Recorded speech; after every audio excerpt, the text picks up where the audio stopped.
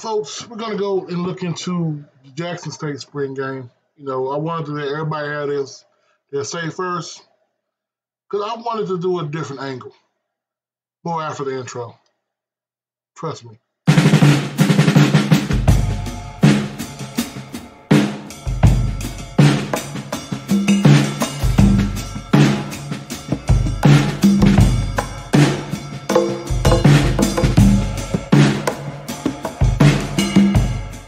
Now, one of the biggest things they wanted to find out, will Jackson State be the same as they were last year? Will Jackson State have the speed they had last year? With Sylveon Wilkinson being gone, a lot of folks were wondering, will the ground game be the same? Well, ground game looks a little bit more impactful. Then they wondered about the passing game. Well, if you have a run-first offense, your passing offense can be a West Coast. And Grayson Thompson, like I said 2 years ago, has that talent. And Brown has that talent. But don't listen to me. I want you to listen to what the coach had to say about it. You saw some guys taking advantage of reps, and that's what I told them. And don't go out there and lose it. You could try to put too much on your shoulders, and we don't need you to just go out there and manage it. We don't need you to go out there and just, blow the game. I know that he's been competing with them all spring. Grayson has really done a good job of, developing and stepping up. He's done some good things, made a heck of a throw out there today, a couple good throws out there today. He's just been fighting for his time, and he comes and talk to me all the time, and I just tell him to be patient, and when those opportunities you get those opportunities, get out there and take advantage of them. Drop a dime on that. I don't like that. Hey, we ain't gonna like this either, Swag. You thought you may have saw a hole in the armor. Well, Solomon Rogers, he won't blow you away with speed. He's more of a technician, a solid tackler, right place, right time. And think about it.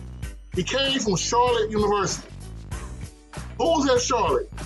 Katron Evans and Jalen Jones, which means he asked them before committing to Jackson State.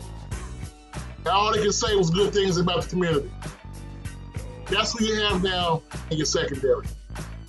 Man who wants to be at Jackson, knows about Jackson, and will tackle ball.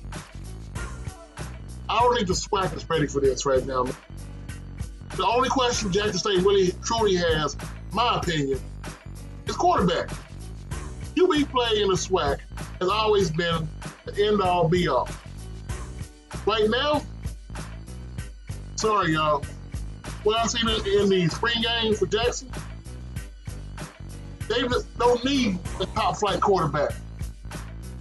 Hell, Trent Dilfer won a Super Bowl title. So did Brad Johnson and Jeff Hostetler. You don't need Dan Marino. You don't need Jim Kelly.